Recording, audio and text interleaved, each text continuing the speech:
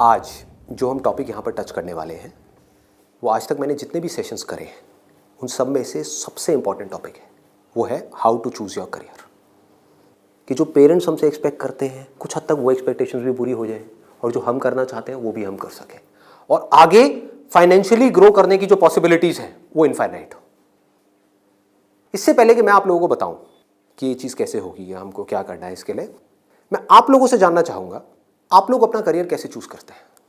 Sir हम career choose करते हैं जो हमारे पेरेंट्स आपस में सोचते हैं, जो बनना चाहते हैं वो सोचते हैं कि इसमें हमारा चिल्ड्रन फाइनेंशियली सही सक्सेसफुल हो सकता है और हो सकता है वो हमारे दिमाग में पहले से बचपन से सेट कर देते हैं कि आपको ये बनना है और हम छोटे होते हैं तो हम सोचते हैं कि यही हमारे लिए अच्छा ऑप्शन होगा, इसमें सक्सेसफुल हो सकते हैं।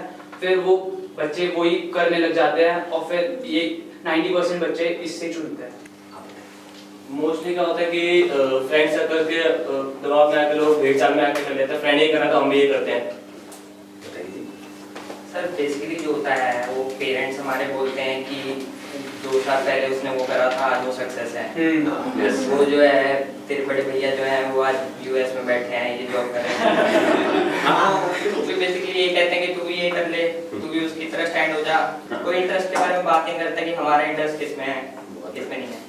सर वो पेरेंट्स जब हमसे पूछते हैं कि आप ये नहीं करना वो नहीं करना तो बताओ क्या करना है, तो सर कई बार ये भी होता है कि हमारे पास ही जवाब नहीं होता, हम क्या करें, हमें यही नहीं पता होता।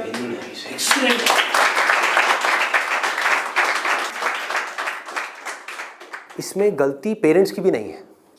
जैसे मैं आपको बोलता हूँ कॉमर्स, कुछ लिमिटेड ऑप्शंस माइंड में आते हैं। क्या आते हैं?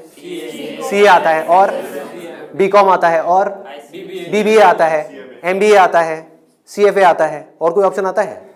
आता ही नहीं है।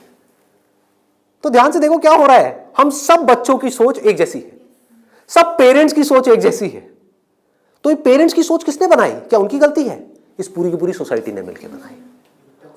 पेरेंट्स की सोच बनी और पेरेंट्स से बचपन से आज तक जो उन्होंने सुना देखा करा वहां से आपकी सोच बनी आपके पेरेंट्स से। तो अल्टीमेटली आप में और आपके पेरेंट्स में कोई फर्क नहीं है, उनको ब्लेम मत करो। आपकी सोच भी उनके जैसी ही है। अगर नहीं है तो बताओ कोई और ऑप्शंस। नहीं आते ना माइंड में? साइंस में बोलता हूं, साइंस बैकग्राउंड, क्या ऑप्शंस आते हैं माइंड में? इंजीनियरिंग। इंजीनियरिंग में भी क्या आता है? जैसे इंजीनियरिंग वर्ड आता है क्या आता है माइंड में? आईआईटी आता है। ठीक है। मेडिकल में क्या आता है? एमबीबीएस, सर्जन्स, और कुछ? नो सर, बस यही है। देखो हमारी सोच कितनी लिमिटेड हो गई है। माइंड में कुछ आता ही नहीं है तो करेंगे कैसे? आपके माइंड में कुछ आएगा तभी तो वो चीज होगी। अगर माइंड में हिमालय नाम का पहाड़ होगा तभी तो उस पर चढ़ोगे। माइंड में हिमालय है ही नहीं तो कैसे चढ़ोगे? वहां तक जाना तो बहुत दूर की बात है। क्या करोगे? तो क्या होगा आपके साथ में? वही जो उन सब लोगों के साथ में हो रहा है जिनकी सोच ऐसी है। अपने आसपास में देख लो क्या हो रहा है उन लोगों के साथ में। अगर हम चाहते हैं हमारे साथ में कुछ अलग हो तो हमें क्या करना पड़ेगा? अपनी सोच को तोड़ना पड़ेगा। सबसे पहले समझेंगे कि एग्जैक्टली हो क्या रहा है, फिर ये देखेंगे कि हम क्या कर सकते हैं और क्या करना है। इसको आप पीछे सर्कुलेट कर दीजिए।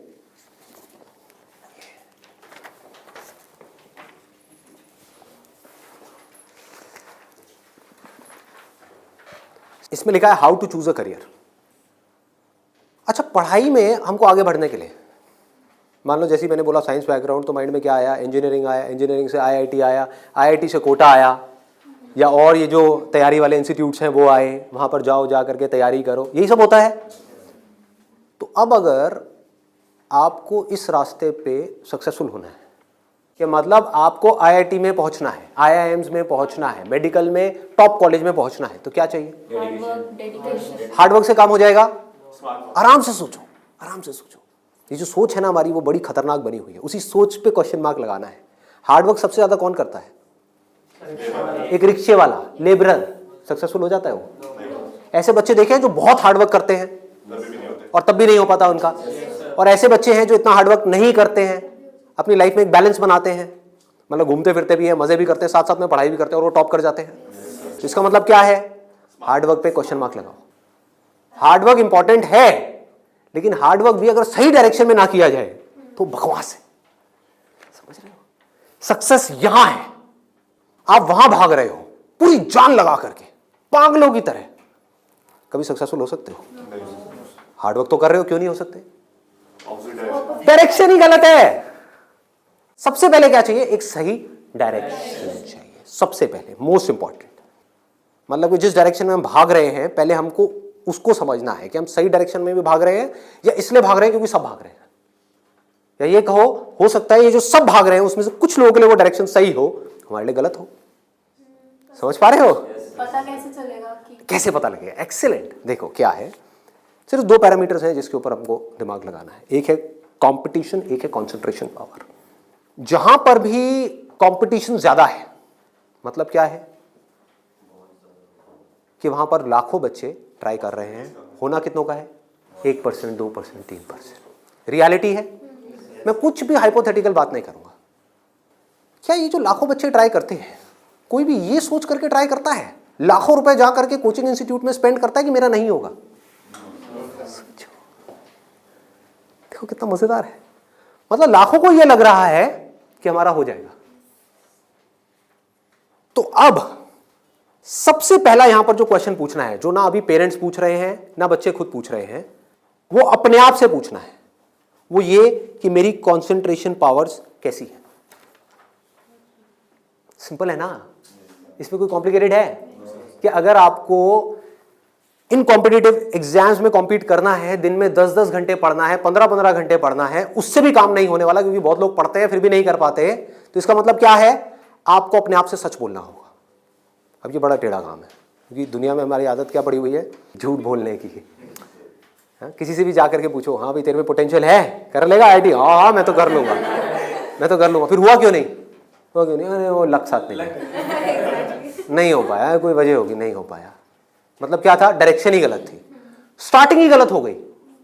अब आप कैसे ये डिसाइड करोगे कि आपकी कंसंट्रेशन पावर स्ट्रांग है या नहीं है? माइंड की थोड़ा सा डेप्थ में जाते हैं। कैसे डिसाइड करोगे? जब भी आप किसी कॉम्पिटिटिव एग्जाम में कॉम्पीट कर रहे हो, तो आपको ये देखना होगा आपके कॉम्पिटिटर्स कौन है। फॉर एग्जाम्पल, आप एक रेस में भाग रहे हो, आपके साथ में कोई एथलीट है जिसने 10 साल प्रैक्टिस करी है रेस में भागने की। आप कभी नहीं भागे, धीरे धीरे जॉगिंग करी है, लेकिन रेस में कभी तेज नहीं भागे। जीत पाओगे उससे? करो हार्डवर्क। वो 10 साल से भाग रहा है और वो रुकने वाला नहीं है, उसके पास में पूरा का पूरा एक मोमेंटम है। वो अगले 2 साल तक भी ऐसे ही भागने वाला है जैसे वो 10 साल से भागता आया है। आप अभी भागना शुरू कर रहे हो, तो पहले अपनी कंसंट्रेशन पावर्स को कंपेयर करना है किसी और के साथ। That is going to be a realistic solution. एक है थियोरेटिकल सोल्यूशन। थियोरेटिकल क्या है? माँ बाप कह रहे हैं बच्चों को भागो, बच्चे भी अंदर से कह रहे हैं भागो। यही हो रहा है, करेंगे करेंगे करेंगे करेंगे करेंगे, चार्ज अप हुए पड़े हैं पागलों की तरह। इनको ये नहीं समझ पा रहा कि मेरे अंदर वो स्ट्रेंथ है भी या नहीं है। बहुत बारीक बात है, अगर इसको हमको समझ आए तो। एक बॉक्सिंग रिंग में आप हो, ठीक है, तो सामने देखो कि जो बॉक्सर है वो है कौन जिससे आप लड़ने के लिए जा रहे हो। इसी को तो कंपटीशन बोलते हैं। तो अगर उस कंपटीशन को आपको जीतना है, और जीतना ही है, हारना किसको है? किसको अपने माँ बाप के पैसे डुबोने हैं? किसको अपनी लाइफ खराब करनी है? जीतना ही है। तो जीतने का क्या तरीका है? पहले अपने कॉम्पिटिटर्स की स्ट्रेंथ को समझ जाओ। समझ लो कि आप कॉम्पीट कर किसके साथ में रहे हो। वो कैसे समझोगे? रियलिस्टिकली अपने आप से पूछो, अपने स्कूल के बैकग्राउंड के बेस पे या जो भी आज तक आपने किया है उसके बेस पे। कुछ बच्चे होते हैं जिनको एक चैप्टर है, मान लो एक बुक में, उसको पूरा याद करने में या समझने में 1 घंटा लगता है। आपको कितनी देर लगती है? 5 घंटे, 6 घंटे, 10 घंटे या आधा घंटा? ये पूछो अपने आप से। Then you will be able to जज your strength in comparison to your competitors. ये जो 13 लाख बच्चे हैं, इसमें से 10% बच्चे ऐसे हैं जिनकी कॉन्सेंट्रेशन पावर्स एक्स्ट्रा ऑर्डिनरी है। उनसे अगर आप कॉम्पीट कर रहे हो तो एटलीस्ट आपकी कॉन्सेंट्रेशन पावर्स एक्स्ट्रा ऑर्डिनरी होनी ही चाहिए। और कॉन्सेंट्रेशन पावर एक दिन में एक्स्ट्रा ऑर्डिनरी नहीं होती है, ये प्रैक्टिस है। मतलब उन्होंने कई सालों तक इसकी प्रैक्टिस करी है, तब जाके उनकी कॉन्सेंट्रेशन पावर एक लेवल तक पहुंची है। तो आप अपने आप से ईमानदारी से सवाल पूछो तो सही कि आपकी कॉन्सेंट्रेशन पावर है कैसी। अगर एक्स्ट्रा ऑर्डिनरी है और आप ऐसे कंपटीशन में जा रहे हो जहां पे कंपटीशन बहुत हाई है, तो आपके सक्सेसफुल होने के क्या चांसेस हैं? क्या 100% है? पूछो अपने आप से, दिमाग को खोलो। दिमाग बंद हुआ पड़ा है लोगों का। आईआईटी में लोग कहाँ से आते हैं? सिर्फ दिल्ली से आते हैं, सिर्फ बॉम्बे से आते हैं? कहाँ से आते हैं? ऑल ओवर इंडिया से। मान लो 1 लाख बच्चे ऐसे हैं इंडिया में अलग अलग स्कूल्स में जो अपनी अपनी क्लास में टॉपर हैं। उनको क्या लग रहा है कि मेरी स्ट्रेंथ बहुत तगड़ी है। ये बात हो रही है टॉपर्स की। लेकिन जब वो जाएंगे कॉम्पीट करने तो और भी ऐसे टॉपर्स आए होंगे जो उनसे भी आगे होंगे। आप समझ गए? तो यहां पे आपने क्या किया? एक बहुत बड़ा काम कर दिया, अपने आप से सच बोल दिया और यही सच जा करके अपने घर वालों को बोल दिया। इससे क्या होगा? आप एक ऐसे कंपटीशन से बच सकते हो जहां पर आपके हारने के चांसेस बहुत ज्यादा है, क्योंकि एक्चुअल में कंपटीशन है किसके बीच में? देखो, उन लोगों के बीच में जिसमें पोटेंशियल है। एक रेस हो रही है ओलंपिक्स में, वो किसके लिए है? जिसने बहुत प्रैक्टिस करी है, जिसके अंदर पोटेंशियल है, स्टैमिना है, फोकस करने की पावर्स है, डिस्ट्रैक्शन से वो अपने माइंड को हटा सकता है, उसके लिए है ना। सबके लिए तो नहीं है। अगर सबको भगा दिया जाए उस रेस में तो क्या होगा? क्योंकि उसमें जीतने के बाद गोल्ड मेडल मिलता है, अखबार में फोटो आती है। अखबार में फोटो आती है ना, इन कोचिंग इंस्टीट्यूट्स की फोटो आती है, नाम लिखे होते हैं, ऑल इंडिया रैंक ये है, ये है, ये है। उसको देख करके क्या होता है माँ बाप की हालत? उनको उसकी फोटो नहीं दिख रही होती, अपने बच्चे की फोटो दिख रही होती है। यहाँ पे आने वाले इतने साल बाद मेरे बच्चे की फोटो होगी, मेरी बेटी की फोटो होगी, उसकी ये रैंक होगी। यहाँ से क्या हो रहा है? हम अननेसेसरी अपनी एक ख्याली दुनिया खड़ी कर रहे हैं। पेरेंट्स ने अपने दिमाग में एक ख्याल बना लिया। अब यहाँ तक प्रॉब्लम नहीं है, उन्होंने वो ही किया जो होना था। सबके साथ होता है, कौन नहीं चाहेगा? गड़बड़ कहाँ हुई? आप भी इस खेल को नहीं समझ पाए, आप समझ ही नहीं पाए हो क्या रहा है। ये जो कोचिंग इंडस्ट्री है आज की डेट में 1.5 लाख करोड़ की इंडस्ट्री है। ये पैसा कहाँ से आ रहा है? हम सबसे आ रहा है, हमारी जेब से आ रहा है। तो अगर इस खेल को हम समझ जाएं, हमारे पेरेंट्स नहीं भी समझ पा रहे क्योंकि वो तो सपने देखेंगे ही, और हम जाकर के बोले ये सपना आप अभी रोक दो, उस पर लगाम लगाओ, देखो पहले कि आपका बच्चा कहाँ स्टैंड करता है। गाड़ी आपके पास में 800 और कॉम्पीट करने की बात कर रहे हो फेरारी वालों से, बट इसका मतलब ये नहीं है 800 बुरी है। आप समझ गए मेरी बात? रेस में बुरी है, बट दिल्ली की सड़कों पे, पुरानी दिल्ली में फेरारी अच्छी है, 800 अच्छी है? 800 अच्छी है, ज्यादा सक्सेसफुल है। बट वही अगर उस रेस में चली जाए जिसमें सब भाग रही हैं और सारी 800 नहीं है, फरारीज है, एक से एक फरारीज है, किसमें कितनी आग लगी हुई है वो आपको पता ही नहीं है। आप समझ पा रहे हो? कोई आ रहा है कहीं से, उस बच्चे में कितनी आग है और कितना पोटेंशियल है वो आप सपने में भी नहीं सोच सकते, और आप उससे लड़ने की बात कर रहे हो। किस बेस पे? क्योंकि मेरे घर वालों ने ये सपना देखा है और मुझे सपने को सच करना है। पोटेंशियल है या नहीं है? पूछो अपने आप से, तो आपको क्लियर कट जवाब मिलेगा। क्लियर कट 10% लोग ऐसे होते हैं जिनमें एक्चुअल में पोटेंशियल है इन एग्जाम्स में कॉम्पीट करने का। तो if you are there in that top 10% category, तो अब आपका हार्डवर्क यहां पे काम आने वाला है। Depending upon your hard work, बशर्ते आपके अंदर पोटेंशियल हो। फॉर एग्जाम्पल फेरारीज की रेस हो रही है, उसमें आपने पूरी जान लगा दी, एक सेकंड के लिए भी डिस्ट्रैक्ट नहीं हुए। ठीक है, डिस्ट्रैक्ट होने में 1 सेकंड लगता है। डिस्ट्रैक्शंस वाला मेरा सेशन है पावर ऑफ फोकस, वो देखा होगा आप लोगों ने। बहुत तरह की डिस्ट्रैक्शंस है। मान लो आप हो तो फेरारी, लेकिन डिस्ट्रैक्ट हो गए, रुक गए, रेस यहां हो रही है, आप यहां चले गए, आउट है कि नहीं? तो आपको पूरी तरह से फोकस्ड रहना पड़ेगा, हार्डवर्क करना होगा, डेडिकेशन चाहिए, डिजायर चाहिए, सब कुछ चाहिए। लेकिन सबसे पहले क्या चाहिए? इंजन में दम होना चाहिए, अंदर वो पोटेंशियल होना चाहिए, एक्स्ट्रा ऑर्डिनरी कॉन्सेंट्रेशन पावर्स होनी चाहिए। ये बात हमको समझ क्यों नहीं आ रही है? अब क्यों चाहिए कॉन्सेंट्रेशन पावर्स? कभी सोचा है? 2 तरह के काम है इस दुनिया में, एक वो जिसमें हमारा इंटरेस्ट है, दूसरा वो जिसमें इंटरेस्ट नहीं है। जहां इंटरेस्ट नहीं है वहां पर कॉन्सेंट्रेशन पावर्स का स्ट्रांग होना बहुत जरूरी है, जहां है वहां पर नहीं है, क्योंकि वहां तो ध्यान लग जाता है। वीडियो गेम खेलने के लिए कॉन्सेंट्रेशन पावर चाहिए क्या? क्यों? क्यों? इंटरेस्ट है तो वहां पर कॉन्सेंट्रेशन हो जाता है, खेलने में कॉन्सेंट्रेशन हो जाता है, और बहुत सारी चीजों में कॉन्सेंट्रेशन हो जाता है। पढ़ाई में हमें कॉन्सेंट्रेट करना पड़ता है, और चाहिए ही चाहिए, क्योंकि पढ़ाई में 99.99% लोगों का इंटरेस्ट नहीं होता। तो कैसे पढ़ाई में क्रैक कर पाएंगे? तब जब अपने ध्यान को ऐसी जगह पे रोकना आता हो जहां पे हमारा इंटरेस्ट नहीं है। और ऐसी स्ट्रेंथ कितने लोगों में होती है? सच सच बताना आज, मतलब ईमानदारी से, आप में से कितने हैं यहां पर जो आप क्लेम कर सकते हो कि मेरी जो कॉन्सेंट्रेशन पावर्स हैं वो एक्स्ट्रा ऑर्डिनरी है? ऑनेस्टली आपकी है, let's give a big hand for it. हम सब में से सिर्फ एक की, और ट्राई कौन करते हैं? सब करते हैं। मेजॉरिटी ऑफ पीपल, सब तो नहीं कह सकते, मेजॉरिटी ऑफ पीपल करते हैं। है ना खतरनाक खेल। और एक बहुत बड़ी चीज हुई है अभी यहां पर, आप में से सिर्फ एक ने अपना हाथ उठाया, बाकी ने नहीं उठाया। इसका मतलब आपने क्या किया? सच बोल दिया, एक्सेप्ट कर लिया। अगर अपने घर पे भी एक्सेप्ट कर लो तो क्या होगा?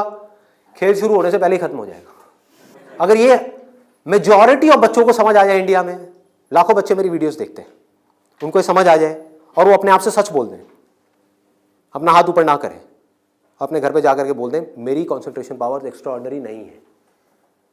हाँ, मेरी क्लास में कुछ 4 बच्चे हैं, उनकी है, और वो भी कॉम्पीट करने जा रहे हैं, उनको करने दो। मुझे नहीं लगता कि मैं जीत पाऊंगा इस खेल में। हाँ, कुछ और ऐसे खेल हैं जहां पर मैं फाड़ दूंगा, तो क्या होगा? अब क्या आपके पेरेंट्स भेजेंगे आपको? पहले ही बोल दो, आपने भेजना है भेज दो, लेकिन आपका पैसा डूबेगा। 5 लाख डुबोने हैं, डुबो दो। भेजना है भेज दो, मुझे पता है मेरा नहीं हो पाएगा। ये झूठ है, ये नेगेटिव थिंकिंग है, या ये रियलिस्टिक थिंकिंग है? समझो, realistic thinking, that is the biggest thing जो हमको समझना है। पॉजिटिव थिंकिंग का लोग मतलब क्या निकालते हैं कि मेरे पास में मारुति 800 है, और मैं ये एक्सेप्ट ही ना करूं कि मेरे पास में मारुति 800 है, मैं अपना एक ख्याल बना लूं कि मेरे पास में फेरारी है, और जाकर के कॉम्पीट करूं ऐसे लोगों के साथ में जिनके पास में एक्चुअल में फेरारी है। फर्क पता लग रहा है?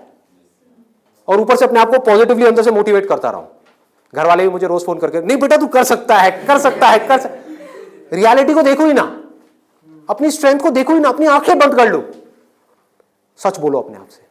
जीत सकते हो तो लड़ो, नहीं जीत सकते तो कोई ऐसी जगह पे जाओ जहां पे आप जीत सकते हो, या बेटर स्टिल जहां पे कोई कंपटीशन ही ना हो। आगे बढ़ते हैं। दूसरा क्या है? ये तो हो गई पहली कैटेगरी, एक्स्ट्रा ऑर्डिनरी, जो यहां पर अभी कोई भी नहीं मिला, सिर्फ एक मिला है। दूसरा है ऑर्डिनरी। 90% लोग एक क्लास में, 90% स्टूडेंट्स इंडिया में वो इस सेगमेंट में आते हैं। अब मजे की बात क्या है, ये जो कोचिंग इंस्टीट्यूट्स हैं, इनकी दुकानें कैसे बच्चों से चल रही है? ऐसे बच्चों से। कुछ रोल मॉडल्स दिखा करके, देखो हमारे इंस्टीट्यूट से ये है, उन्होंने ये कर दिया, जनता को लेकर के आएंगे। जितनी ज्यादा भीड़ आ जाए उतना अच्छा। तो इस पूरी प्रॉब्लम को अगर सॉल्व करना है तो कौन करेगा? एक स्टूडेंट ही कर सकता है। आप चाहो तो स्टैंड ले सकते हो। स्टैंड मतलब क्या? सच बोल दो। ऑर्डिनरी लोग 90% ये कहां जा रहे हैं? हाईली कॉम्पिटिटिव फील्ड्स में जा रहे हैं। क्यों जा रहे हैं? क्योंकि सब जा रहे हैं, क्योंकि उन्हें लग रहा है कि मेरा हो जाएगा। मैं ये नहीं कह रहा कि अगर आप ऑर्डिनरी हो और एक हाई कॉम्पिटिशन वाली फील्ड में जा रहे हो तो आपका नहीं होगा। I am not saying that the possibility is 0%, I am saying possibility is 1%। Genuine है वो भी तब है अगर आप मेहनत करो तो। अगर वहां जाकर के मेहनत ही ना करो तब तो बिल्कुल नहीं होगा। अगर आप बहुत मेहनत करो तो 1%। क्योंकि मैं हिम्मत नहीं तोड़ूंगा ऐसे लोगों की। लाखों ऐसे स्टूडेंट्स हैं जो आज की डेट में ऐसा कर रहे हैं। बट ये वीडियो मैं सिर्फ अभी करंट सिचुएशन के लिए नहीं बना रहा, मैं आगे तक देख रहा हूँ। आने वाले 20 साल, 50 साल, 100 साल आगे तक देख करके चल रहा हूँ कि इंडिया की प्रॉब्लम्स का अगर हमको सोल्यूशन निकालना है, अनएम्प्लॉयमेंट का सोल्यूशन निकालना है, डिप्रेशन का सोल्यूशन निकालना है, तो वो सोल्यूशन क्या है? मेरी सोच वहां पर चल रही है। इसकी वजह से होगा क्या? अभी जो ऑलरेडी ऐसे ऑर्डिनरी स्टूडेंट्स हैं और वो ऐसी जगह पे चले गए हैं, तो उनकी हिम्मत टूट जाएगी इस वीडियो को देख करके। तो मैं उनको क्या कहूँगा? उम्मीद है, लगा दो जान। बस साथ में क्या कहूँगा उन पेरेंट्स को जो अब ऐसा गेम खेलने वाले हैं, उन स्टूडेंट्स को क्या कहूँगा? मोस्ट इंपॉर्टेंट जो मुझे देख रहे हैं, बड़ा सिंपल है कि अपने पेरेंट्स को जाकर के कहो मुझे नहीं लगता कि मेरे में पोटेंशियल है, मुझे नहीं लगता कि मैं कर पाऊंगा। हाँ, 1% चांस है। सच बोल दो। बोलो मैं ये नहीं कह सकता मैं कर ही नहीं सकता, 1% चांस, 99% चांस है मैं नहीं कर पाऊंगा। मैं जानता हूं अपने आप को, आप नहीं जानते, मैं जानता हूं। मुझे पता है अंदर से कि मैं क्या हूं, मुझे पता है अंदर से कि मेरे अंदर कितनी आग है, कितना पोटेंशियल है। मैं अपने दोस्तों के साथ में बैठ के पढ़ा हूं, मुझे पता है अंदर से कि मैं क्या हूं। तो आप क्या कहोगे? सच बोलोगे अपने घर वालों को जाके कि देखो अगर आप मुझे 2 साल तक की कोचिंग कराओगे, उसमें मान लो ₹1,00,000 साल की फीस हो गई, प्लस रहना खाना पीना what ever it is, total मान लो 2 साल में कितना खर्चा आया? 4-5 लाख रुपए। 5 लाख मान लेते हैं। तो आप बोलोगे अपने घर वालों को जाकर के, अगर अभी भी ये सब सुनने के बाद भी आप कहते हो कोई बात नहीं बेटा 1% चांस है तू कर ले, तो मैं आपको एक बेटर ऑप्शन देता हूँ प्रैक्टिकल रियलिटी के बेस पे। यहां पे अगर आपके पेरेंट्स आपके ऊपर दाव लगाते हैं, जीतने के चांसेस क्या है पेरेंट्स के? 1:100। इससे बेटर ऑप्शन क्या है? गोवा जाओ। Seriously, I am serious about it, मजाक नहीं कर रहा। गोवा जाओ, वहां पे कैसीनोज हैं। वहां पे अगर आप 5 लाख रुपए लगाते हो, एक रूले करके गेम है, पता है आप लोगों को? सारे जुआरी हैं क्या यहाँ पे? रूले गेम है जिसमें एक बॉल घुमाते हैं, 36 नंबर होते हैं और एक 0 होता है। वहां पे अगर आप 1 नंबर पे पैसा लगाते हो और वो नंबर आ जाता है तो 1 रुपए आपका बन जाता है 36 रुपए। जीतने की प्रोबेबिलिटी क्या है? 1:37। यहां पर क्या है? 1:100। वहां पर क्या है? 1:37, मतलब इससे डबल से भी ज्यादा है। तो अपने पेरेंट्स को सजेशन दो कि जुआ खेलना ही है तो ये बेटर ऑप्शन है, खेलते हैं ना। मेरी जिंदगी क्यों दांव पे लगा रहे हो? मुझे तो बचने दो। अरे खेलना है तो मिलके खेलते हैं। जाओ अपने पेरेंट्स के साथ में, उनको गोवा लेकर के जाओ, अपनी पार्टी करना, और एक दिन जाना ले आकर के 5 लाख रुपए एक टेबल पे रख देना। अगर वो नंबर आ गया तो कोई भी नंबर चूज कर लो। आपके पेरेंट्स चाहते हैं आप नंबर 1 पे आओ, ऑल ओवर इंडिया में आपकी नंबर 1 रैंक आए, तो 1 नंबर पे पैसा लगाओ जुए में। वहां भी 1 नंबर पे पैसा लगा रहे हैं, यहां भी 1 नंबर पे पैसा लगाओ। अगर वो 1 नंबर आ गया तो कितना मिलेगा? 5 लाख का 1,80,00,000। 1,80,00,000 उसको उठा करके बैंक में एफडी कराओ। कितना इंटरेस्ट आएगा? 12%। तो अब टाइम गया। आप मान लो टैक्स वैक्स काट के 7-8% भी आ गया आपके हाथ में, महीने का 1,00,000 रुपए, साल का 12 लाख रुपए। सोचो क्या ये प्रैक्टिकल है या नहीं है? जो बात मैंने बोली है थियोरेटिकल है, प्रैक्टिकल है। वहां भी जुआ है, यहां भी जुआ है। आप भी बोल रहे हो हाँ शायद मेरा हो जाएगा, पेरेंट्स भी कह रहे हैं हाँ शायद इसका हो जाएगा। प्रोबेबिलिटी हमारे सामने है, आपके होने की जो प्रोबेबिलिटी है वो हमारे सामने है। हाँ अगर आप एक्स्ट्राऑर्डिनरी में हो तो बात अलग है, मैं उसकी बात नहीं कर रहा। वहां पर आ गई 10% से 100%, तो वहां पर जुए का कोई कंपैरिजन नहीं है, ठीक है ना। बट अगर आप ऑर्डिनरी में हो और वहां पर जाकर के आप कॉम्पीट कर रहे हो, इससे बेटर ऑप्शन है जुआ। और घर वाले कहेंगे पैसा डूब गया तो जुए में, तो बोलो वो तो यहां भी डूब रहा है। हाँ? यहां भी तो डूब रहा है। फर्क क्या है? इसको बोलते हैं एक रियलिटी के बेस पर समझ करके सोच करके लिया हुआ डिसीजन। तो अब तीसरा ऑप्शन क्या है हमारे पास में? कोई ऐसा करियर चूज करो, देखो कितना मजेदार है, जहां पे आपको कंसंट्रेशन पावर की जरूरत ही ना हो, not required. If you love singing, concentration power चाहिए क्या? नहीं चाहिए, हो जाएगा। किसी खेलने में इंटरेस्ट है तो वहां पे कंसंट्रेशन पावर बहुत स्ट्रांग चाहिए क्या? हो जाएगा, घंटों तक हो जाएगा। एक है कंसंट्रेट करना पड़ता है, एक है कंसंट्रेशन हो जाता है। दोनों में बहुत फर्क है। इंटरेस्टिंग है तो कंसंट्रेशन हो जाता है, इंटरेस्टिंग नहीं है, बोरिंग है तो कंसंट्रेट करना पड़ता है, फिर चाहे वो पढ़ाई हो चाहे जॉब हो। ये छोटी सी सोच चाहिए, समझ चाहिए। अब यहां पे क्या चलेगा? इन फील्ड्स में कंपटीशन क्या है? आर्ट हो गया, स्पोर्ट्स हो गया, कोई भी क्रिएटिव फील्ड हो गई, वहां पर कंपटीशन क्या है? बहुत ज्यादा है उन लोगों के लिए जो मीडियोकर है। लेकिन अगर आपके अंदर टैलेंट है, कोई कंपटीशन नहीं है, क्योंकि दोनों को आपस में कंपैरिजन किया ही नहीं जा सकता, कोई नंबर्स नहीं है ना। ध्यान से समझो, जैसे आप किसी एग्जाम में जाते हो तो एक कंपेयर किया जा सकता है आपको किसी से, क्योंकि आपके आए 90%, किसी और के आए 99%, तो कंपैरिजन है। टैलेंट में क्या है? आपके अंदर एक तरह का टैलेंट है, किसी और के अंदर और कोई तरह का टैलेंट है। आप जो कर सकते हो वो नहीं कर सकता, वो जो कर सकता है वो नहीं कर सकता। एक सिंगर है उसकी अलग तरह की आवाज है, कोई और सिंगर है उसकी अलग तरह की आवाज है। अब यहां पे भी एक छोटा सा प्रॉब्लम है। प्रॉब्लम क्या है यहां पर? प्रैक्टिकली आप लोग बताओ कि प्रॉब्लम क्या है यहां पर इस तरह का कुछ करने में? स्कोप क्या होगा, क्या नहीं होगा? देखो अगर टैलेंट हो तो स्कोप होगा या नहीं होगा? होगा। बट ऑब्वियस, टैलेंट कैसे डेवलप होता है? प्रैक्टिस। और ये भी तभी काम आएगा जब इंटरेस्ट होगा। समझ गए ना? जितना ज्यादा इंटरेस्ट होगा उतना ही ज्यादा पैशन होगा, जितना ज्यादा पैशन होगा उतना ही ज्यादा पैशन के साथ प्रैक्टिस करोगे, जितना प्रैक्टिस करते चले जाओगे उतना ही टैलेंट बढ़ता चला जाएगा, जितना आपका टैलेंट बढ़ता चला जाएगा आपके लिए कंपटीशन उतना ही कम होता चला जाएगा। क्लियर है ना? बट आप इन सारे रूट से भागने के लिए वहां पर जा रहे हो तो भगवान ही मालिक है आपका। समझ गए?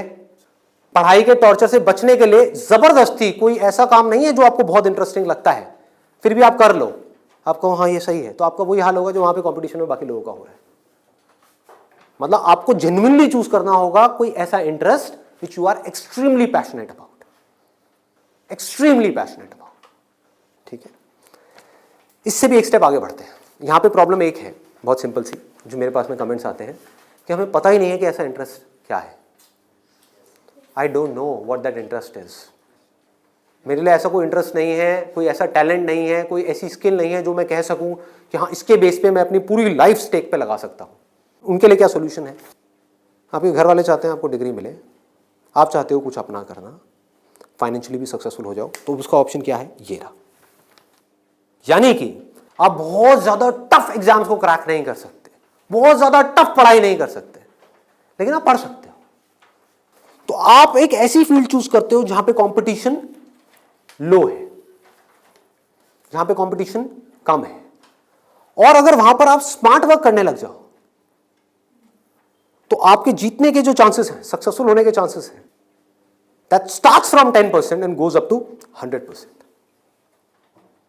एज गुड एज उन लोगों के कंपैरिजन में जो यहां पर टॉपर है। और यहां पर कोई लिमिट नहीं है कि हम क्या कर सकते हैं। स्मार्ट वर्क को मैंने नीचे डिफाइन भी किया हुआ है कि what does smart work mean. It means developing your understanding, that is smart work. जो काम आप कर रहे हो उसकी समझ अगर आपको है कि आप क्या कर रहे हो, क्यों कर रहे हो, कैसे कर रहे हो, तो आप स्मार्ट वर्क कर रहे हो। समझ नहीं है बस कर रहे हो तो आप हार्ड वर्क कर रहे हो। अब इसमें मैं आपको एक प्रैक्टिकल एग्जांपल देने वाला हूं। एक सिंपल सा करियर मैं आपको बता रहा हूं, फिजियोथेरेपी। सुना इसके बारे में सबने? अभी कुछ दिन पहले मेरी नेक में थोड़ा सा पेन हुआ, मैंने गूगल पे जाकर के सर्च किया physiotherapy services at home in my area. Locality मैं नहीं बताऊंगा, नहीं तो लोग मेरे घर आ जाएंगे। तो मैंने सर्च किया, वहाँ पर ऊपर कुछ लिस्टिंग्स आई, कुछ वेबसाइट्स आई, उसमें एक डॉक्टर का नाम मुझे मिला, उनकी मैं वेबसाइट पे गया, वहाँ जा करके उन डॉक्टर के बारे में मैंने 2-3 मिनट पढ़ा, समझा, मुझे अच्छा लगा पढ़ करके, समझ करके। उनको फ़ोन किया, वो मेरे घर पे आए, उन्होंने मुझे 7 दिन तक फिजियोथेरेपी ट्रीटमेंट दिया। वो एक ट्रीटमेंट का लेते हैं 500 से 700 रुपये, कई बार 1000 रुपये भी लेते हैं, depending upon the complications and time involved. मेरे से उन्होंने लिए 500 रुपये। मैंने उनसे पूछा कि आप दिन में ऑन एन एवरेज कितने ट्रीटमेंट्स करते हो? उन्होंने कहा एक दिन का ऑन एन एवरेज मैं 8 से 10 ट्रीटमेंट्स करता हूँ। मैंने कैलकुलेशन करी, दिमाग चलाया, 8 से 10 का मतलब क्या हुआ? 4 से 5,000 रुपये एक दिन का, एक महीने का नहीं, एक दिन का। कितना हो गया एक महीने का? लाख से 1.25 लाख रुपए।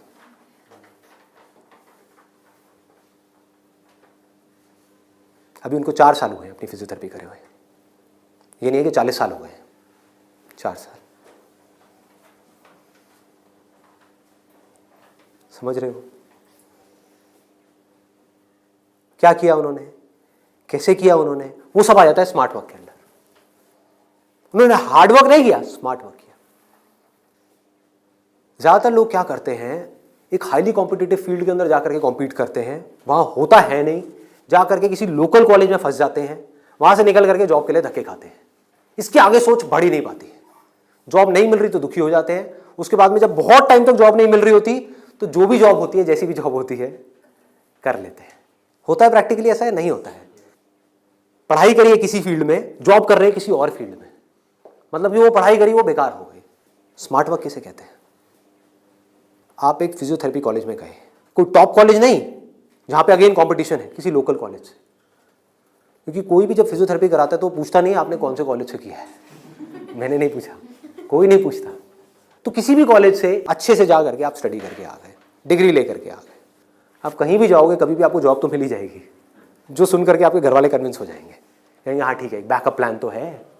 तो एक ऐसा रास्ता जहां पर वर्स्ट केस सिनेरियो में आपको जॉब भी मिल जाए, लेकिन बेस्ट केस सिनेरियो की कोई अपर लिमिट ना हो। अब बात आती है कैसे करोगे आप इस चीज को।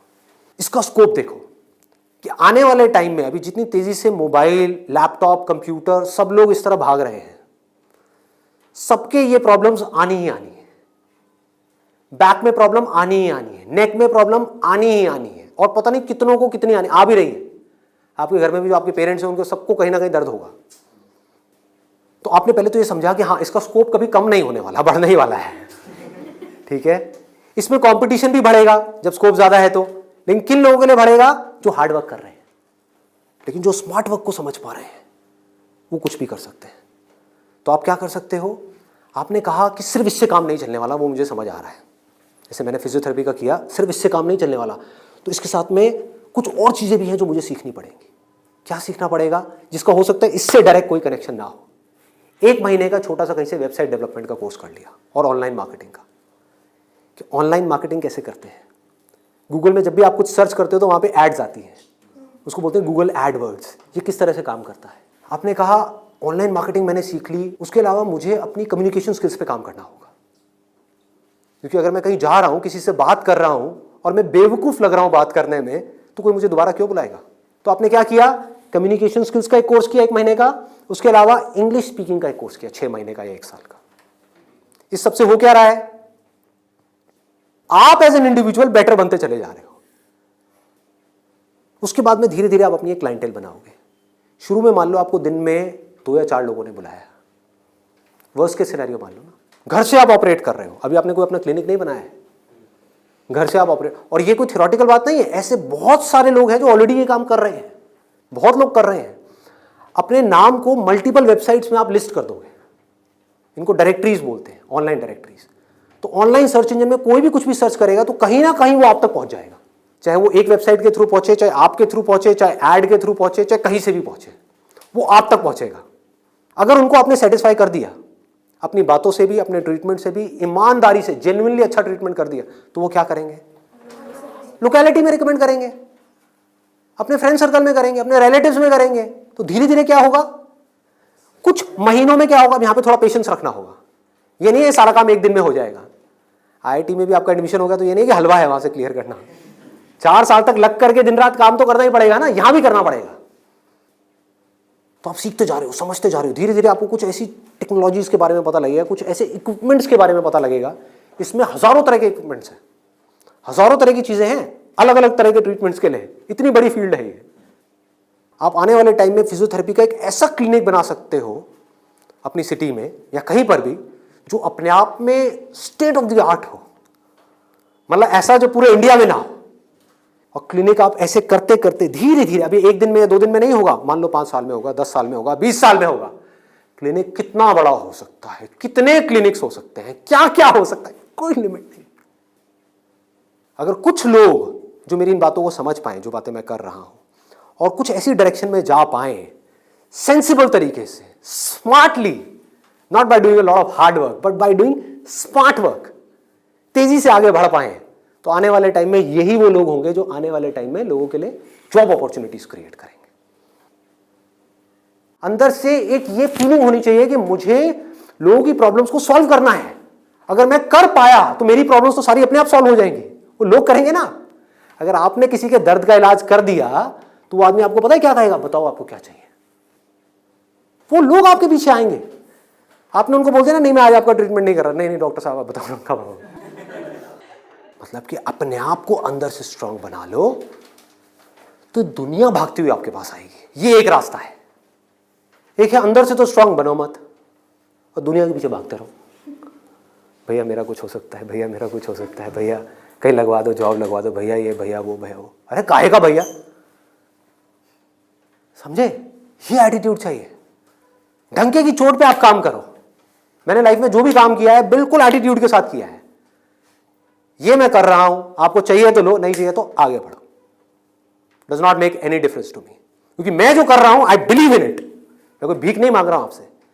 और बहुत सारे लोग होते थे जिनको मैं मना कर देता था, जो मैं नहीं कर रहा तुम्हारा शूट, और वो जा करके 4 लोगों को पकड़ के ले आते थे, ये बंदा जेन्युइन है, इसमें दम है ना बोलने का। वो दम कहां से आता है? सोच से आता है। सोच को खोलो, बंद करके इसमें मत रहो, फाड़ दो। और फिर भी रहना है तो आपकी चॉइस है।